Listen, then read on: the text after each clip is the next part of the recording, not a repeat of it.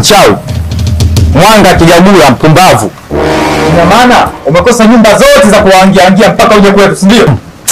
Alafu kumbe mchawi atoki mbali Angalia kwa moyo wake. Kama siku basi. Yaani nyie familia yenu yote wachawi. Baba yako mdogo kashawa kulishisha mikoba uchawi, si ndio? Naongea na wewe. Unakuja tu kwenye nyumba za watu unaangaanga ovyo ovyo. Mchana kweupe. Na mvua hii kwa nini usingetulia kwako? Ufanye mambo yako. Oya, naongea na wewe upo kimya unijibu, si ndio?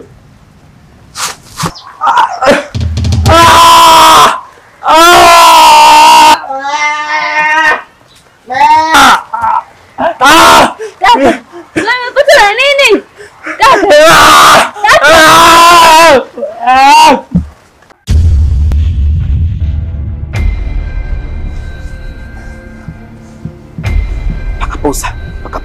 Pakapusa mpaka sa begeli takala.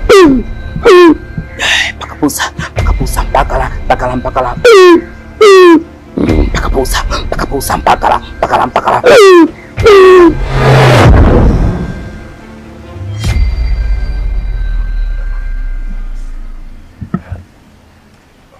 Kaka. Nimeshajua kilichotokea hapa. Hapa kimetokea mpakapusa mpakala. Kuna mtu mbaya mwenye longumu alikuja eneo hili, lengo na mazumuni kuja kufanya baya katika familia yangu.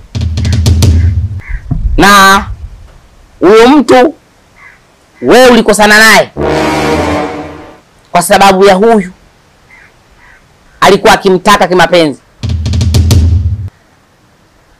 Sina maana ya kukwambia ukamwambie, hapana. Ila hiyo kazi nitaifanya mie kama mbwai na iwe mbwai. Goma kalipata kenge, analipiga kokote pale.